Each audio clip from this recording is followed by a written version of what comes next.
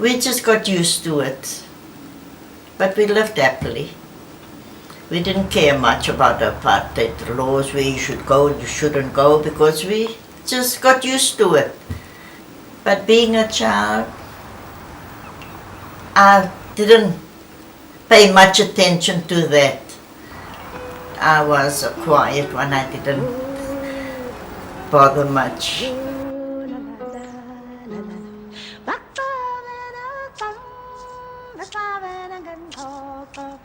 I was born on the 10th of December 1936 in Johannesburg, and then I got married to a Cape Townian, and then we moved to Cape Town.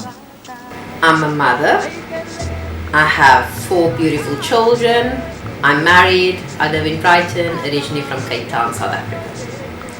I'm 17. I'm currently finishing off my A-levels.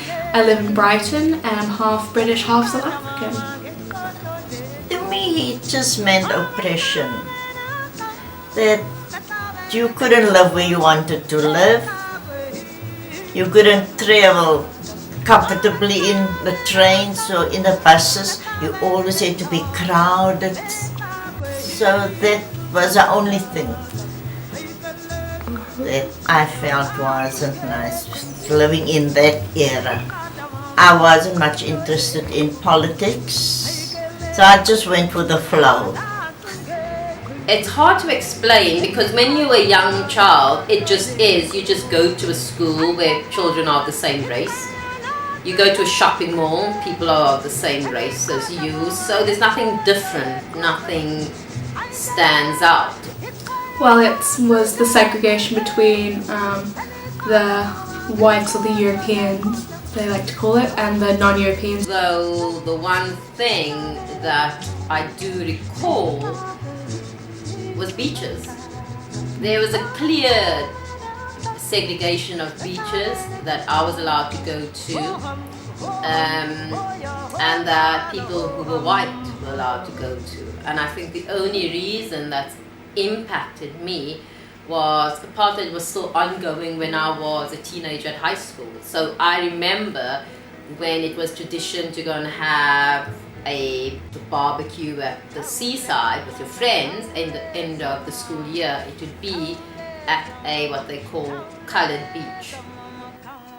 We could never go on Thames Bay Beach, Clifton Beach, and in the Strand also. You were never allowed to go on the beaches. There were always boards up, whites only. Yeah, I think it is a weird idea that beaches were once segregated because it's nature. How can anyone claim that part of a land is there simply because of their skin colour? That makes no sense. Emotionally, it made me feel very sad, because you weren't free. You couldn't just do what you want to. You just had to stay in your little corner.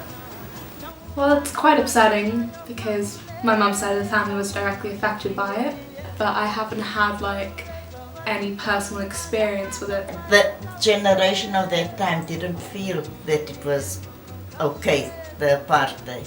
You know, there was loads of struggle things that were happening at the time during the 70s and 80s when I grew up, because Mandela was still in prison. It was the height of student unrest, and especially in the Western Cape, where I was a high school student. That was the last generation of the struggle. No, I don't think my generation has been affected by apartheid.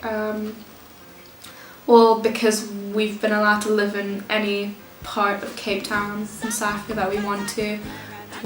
We're allowed to go any place we want. We're allowed to attend schools with white children and black children. I wasn't interested in politics. I just went with the flow, and I enjoyed life as it came, you know. I knew I mustn't go there, so I didn't go the places that I wasn't supposed to go. I just stayed this side of the line. We lost out a lot. You could only become a teacher or a nurse. That was the only education you could get. You couldn't study higher. So the older generation did lose out a lot. But now it's much better. It's changed. I think a lot of people lost opportunities because of apartheid. And I'm talking about your average working class person. Like my father that had to get a home for his family. He was limited to where he could buy that home. I mean, you can't isolate apartheid as just a simple race thing, the Immorality Act, black and white couldn't mix. It snowballed into a lot of things. It's gonna take years for people to just shake off the whole humiliation of everything. You know, people mustn't forget that people have died. People have died for this. People were tortured and murdered in prison by police officers, fighting for the right to vote and be recognized. So for me, living in Brighton and being able to be on the beach and seeing all the different cultures and the diversity and the acceptance, and just it makes it worthwhile. It's like the right thing, you know.